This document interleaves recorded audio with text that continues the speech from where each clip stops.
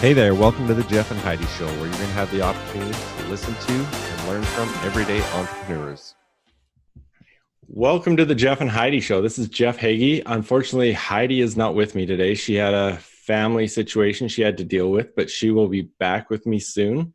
So wish her all the best. But I want to welcome Carrie Severson with us.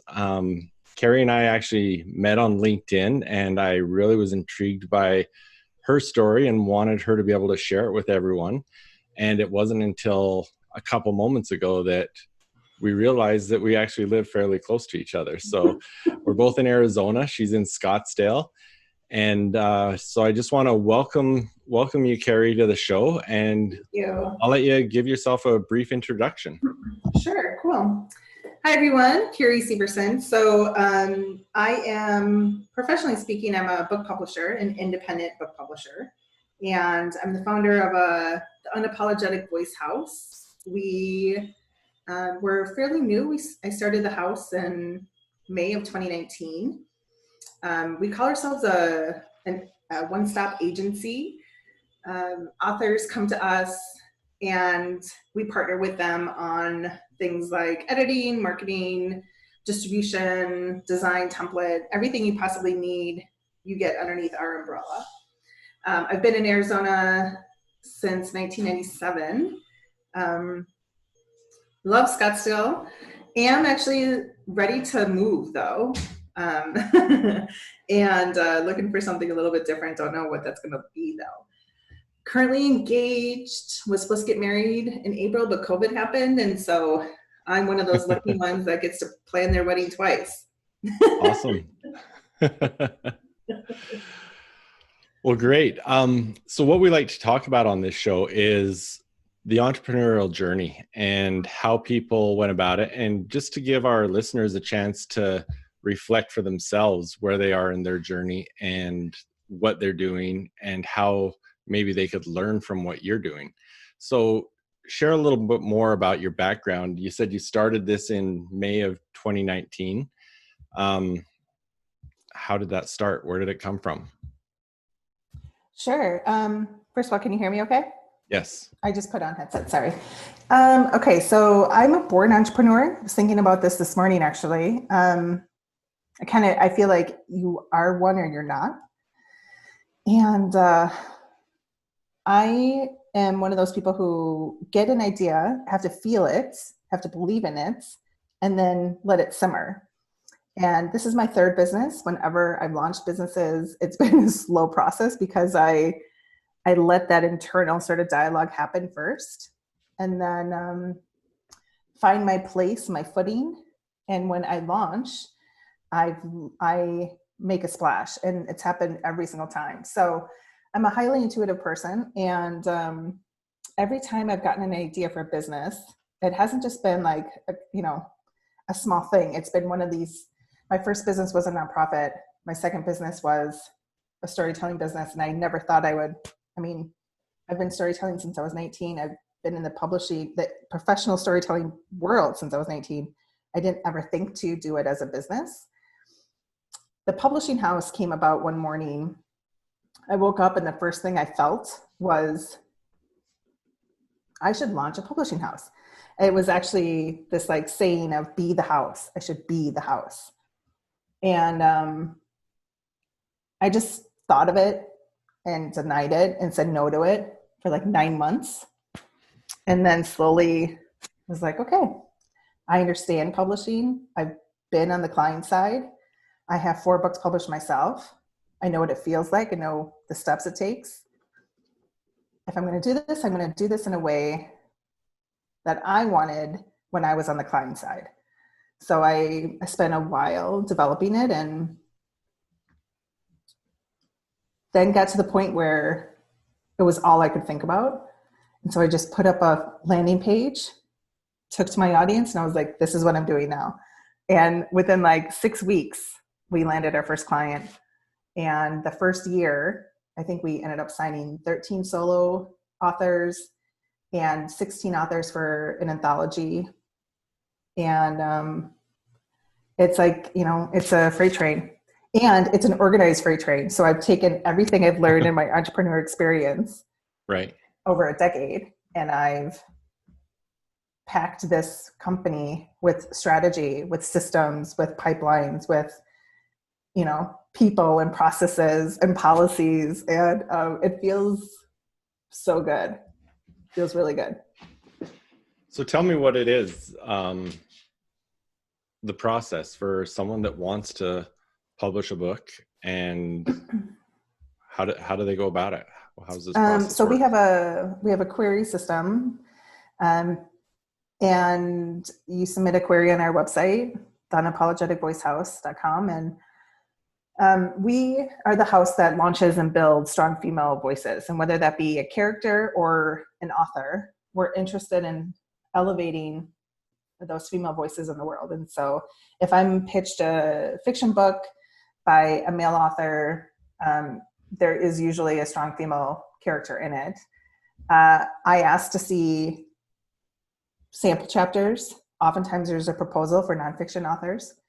And if I feel like we can partner and I feel strong about your book dream, about us moving into, because it's a collaboration, it's a partnership. This isn't a sprint. Books are marathons. We're in this for the long haul.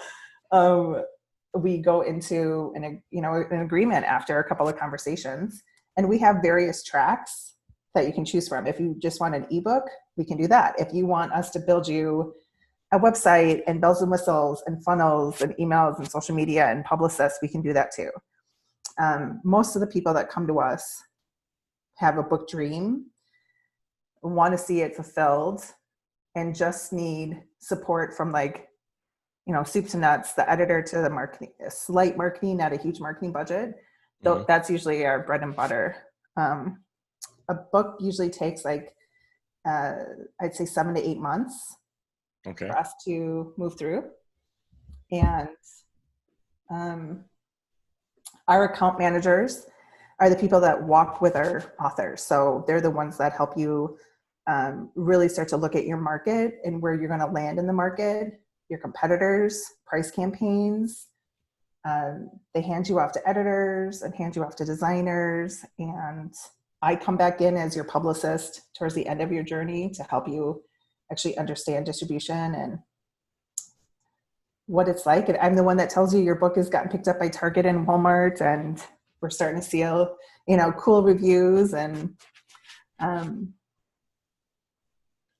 it's a long process. Yeah.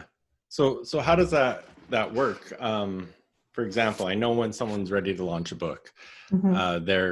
They're going to do the marketing and the hype coming up to the launch. Mm-hmm. And then I know there are also strategies that people use right at launch where they're using discounted prices or whatever on Amazon, and they're trying to get the significance of being a bestseller or whatever it might be.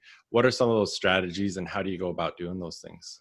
Well, so as the publishing house, we sort of manage things like we want you in pre-sale for 6 weeks, and we're going to look at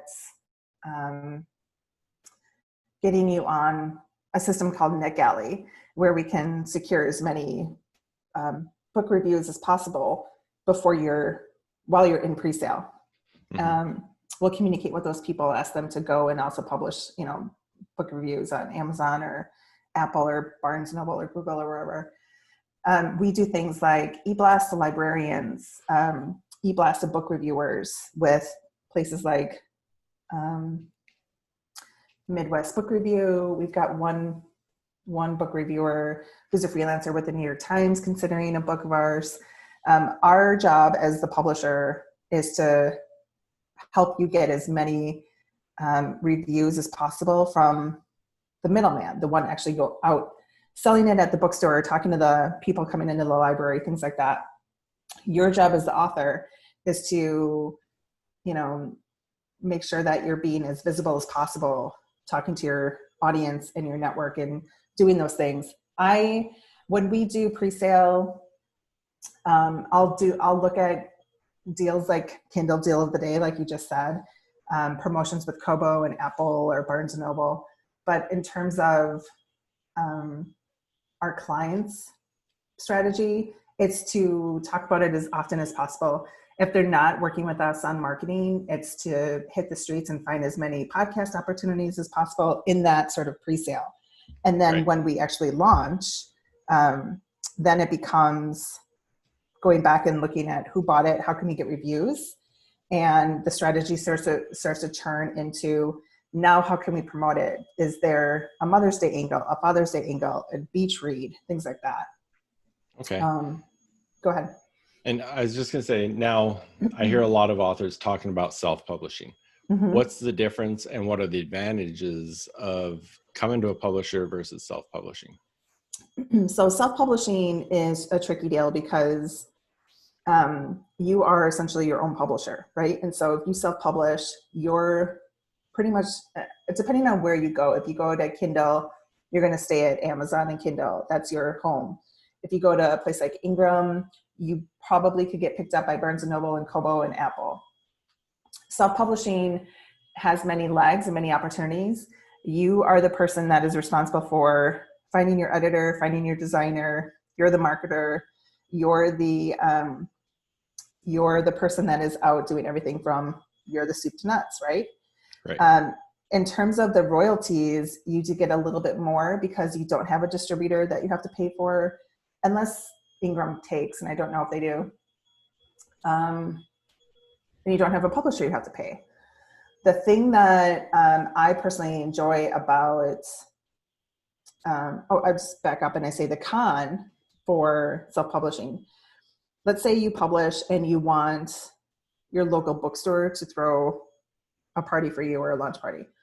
The chances of them actually doing that is fairly low because you're essentially their competitor. You didn't go with someone that they can go to actually bring their book in. And so it is a tricky deal. Okay. You're looking at doing launch parties at friends' houses or friends' businesses or, virtual parties, things like that. On the opposite side of the spectrum is traditional, and that's its own, that's a separate entity where you have to pitch an agent and find a proposal, put together a proposal, pitch an agent. They go off, they find you a deal, and you're the last person to get paid from a traditional publishing. You get 10% and everyone else takes a cut before you. Then there's the independent space, which is in the middle. And we blend self-publishing and traditional publishing. Like I said, we're kind of a paid-for agency. And so you come to us and we find you the editor and manage the editor. We find that designer, manage the designer. You basically sign off on things. The company that I created has a much more traditional feel. We're just a paid-for experience. Your royalties for independent publishing is higher, like self-publishing. It's usually a 65 or 70% split versus, you getting 10% like you would in traditional. The benefit of working with an independent publisher really comes down to the royalties and the distribution. So in addition to getting picked up by Apple, Barnes & Noble, Kobo, and Amazon, you're also picked up by Google Play, you're picked up by Target, you're picked up by Walmart. You have this slew of libraries that can make your book available, as well as independent bookstores around the country. Okay. Does that answer your question? Yeah, that does. That helps me. And now you also mentioned, and if I hope I'm using the right word, you mentioned that you've done an anthology. Mm-hmm. So explain what that is. And I've actually recently been discussing that with someone, and I want to know what your thoughts are on it and what the benefits are to those authors that are involved in that. Sure. So the anthology it's a collection of short stories, essentially. And our first anthology was called Passed On from Mom. It was stories written about motherhood or about our moms. There were 16 authors in it, and there are a number of benefits to being published in something like that for a variety of reasons. It's a great way for you to get into and understanding the process of what it takes to publish a book. You are responsible for your words, and if you are responsible for your actions in terms of promoting and marketing and using the book as an opportunity to be visible. From a publishing perspective, for any people out there that are thinking about it, I've had a lot of people come to me and actually say, as a business coach, if I take my clients and we create an anthology. Are you willing to publish it? So it's interesting. Chicken Soup for the Soul, right, changed this. Right. And so many people are attracted to it because you get to tell one story, a snippet of your life, and then sandwich it in between a bunch of others that are similar. There's some great benefits to it. Okay. Our next one is a COVID project that we're still collecting stories from. And the mom book went so well that I'm already being asked if we're doing it again next year. So I would say that if you are thinking about writing a book, but you're scared because you don't know if you have enough material, start with an anthology, see how it feels. Do you like the process? Did you like being edited? And then, put your brain cap back on, and if you liked it, go back to work and create a bigger story. Right. Okay. So tell me the process. I mean, I've heard lots of people say, oh, I want to write a book someday. Mm-hmm. So if I've got someone that's got that, they've had this idea of a book and it's been rolling in their head and they've just never taken, they want something to give them the boost to actually go do it. What do they do? Well, first thing is put an outline together. Fiction or nonfiction, start with the basic principles of where do you start? What are the obstacles that you're going to share or the lessons that you're going to share within your story? And where is your finish place? If you have that, if you have a good solid roadmap, writing the book is simply a matter of you making time. That's usually where I start with clients. And I used to do this.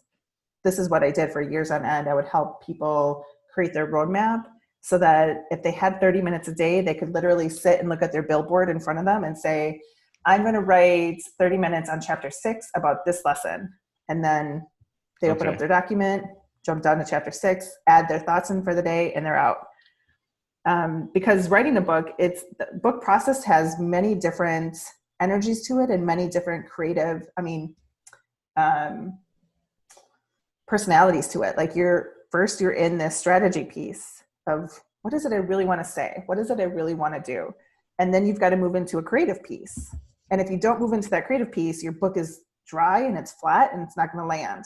And people are going to know you did this from the space of, I want you to hear this and I want to sell this to benefit me, right? Right. Okay. And then once you're done with the creative space, then you move into the business. So it's a very tricky sort of thing. The thing that I would emphasize if you are thinking about writing a book, beyond starting with your outline, is to honestly find a group to get into, whether it be a meetup, a Facebook group, Google Hangout, something where you're around people who are doing the same thing as you. Because if you are trying to do this on your own, you're going to start to go to your network. You're going to go to your family.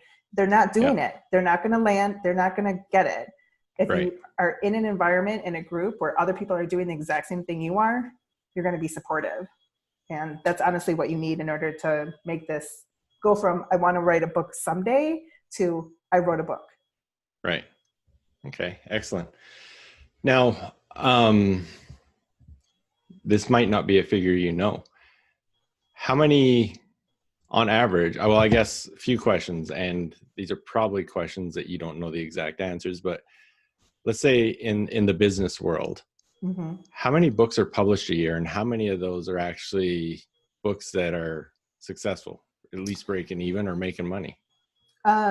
So I do know that in 2018, there were, I think, 1.5 million self-published books. Those books landed on Amazon and most likely stayed on Amazon without making a lot of money. And that's typically what happens with self-published, is that they do it for a very specific reason, maybe just to get on stage, maybe just to sell a program for their business. And then once that end goal has been created or met, the book no longer does anything. From a business perspective, honestly, I don't know about business. I know self-help is like one of the most saturated places in the market. And the last time I saw that, I think it was in the millions. I had a client who published a self-help book last month, and we were excited that we were in the hundreds in terms of rankings, and would get down into like double digits, but we could never get close to the one, that like top 10. Yeah. But she made it into the top 100, and that was a huge success. And then I can't remember if you asked me this or not, but most people do.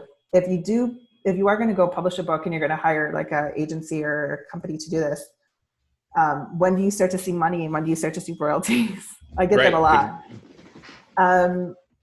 So royalties usually come in every quarter. And I would say that you're looking at a 6 to 9 month average of breaking even. And then after that, everything is a sort of, cake. I have clients that I send royalties checks to in the thousands, and it took 6 months to break even. And after that, you start to see a couple $1,000s here or there. That's good. And that's for books that are selling themselves, being in a very desirable place in the market. And then looking at places like, TEDx talks, podcasts, doing things like that for your own business. And then at the end of the business interview, you're like, and P.S. I have this book. You can find it on my website or anywhere books are sold, Right. It becomes this, it's not a calling card. It's a closing thought. Okay. Yeah. No, that definitely makes sense. So now shift a little bit from an entrepreneurial standpoint and from someone that obviously knows books. What book has been most influential in your life?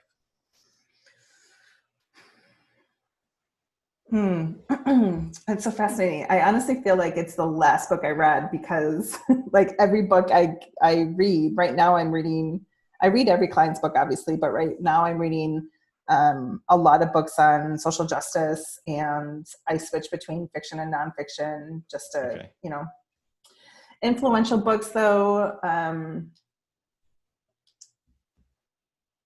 Oh, you know what? I'm going to go to Good to Great. Yep. I read that a long time ago. And even today I said, I work on the business, I'm in the business. Absolutely. Yeah. And that one was actually, when I was in the banking industry, I read that one, and I was a bank manager, and there was so many aspects of that are just so applicable, getting the right people on the bus and in the right seat. And actually just about a week ago on my other podcast, Jeff Heggie's Daily Success Strategies, I talked about the flywheel concept. I love that one. Yeah. So yeah, that is a great book. It did. I don't think it did. I don't think it landed until I created this business, because I never could get out of working in the business. I was always the spoke. And then this business is my third one. Hopefully it's the last one, man, because building is hard. But I feel like I finally created the team where we have, last night I was talking to a client, and she's like, I have to tell you that everyone on your team makes me feel phenomenal. And she's like, you've created a really strong team. And I heard it again this morning. And it took me a while to accept that. And I was like, wow, I really built this. Like, I put the people on the bus and I gathered them, and I saw the need for each of these people, and we carved out roles, and we play as a unity, and we have fun doing it, but we've built a really strong foundation here. And yeah, I say it out loud, when I'm talking to myself about how do I feel this is going and what do I want to do differently, and working on the business. It's good. Awesome. All right. Well, thank you. If someone's listening to this and they've had a book idea and this kind of intrigues them to say, you know what, I need to take that next step, share with us how they contact you, where they find you, any social media, anything you want to share. Go ahead. Sure. So the website is unapologeticvoicehouse.com. You can find me on Facebook, LinkedIn, Twitter, Instagram. But honestly, if you go to the Unapologetic Voice House and you submit, a query, you want to talk about your book, or if you just want a connection call, our bit.ly where you can book a connection call with me is bit.ly/Carrie Coffee Chat. And you can get a hold of me there. Schedule a call.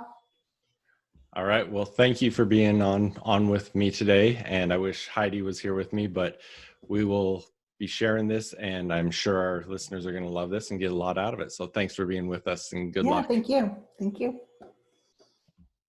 Hey, thanks for being with us. I hope you enjoyed that episode and you got a lot of value out of it. Please subscribe and make sure you don't miss any future episodes. And please come visit our websites, jeffhaggie.com and ecibfs.com. Thanks again for being with us, and hope to see you next time.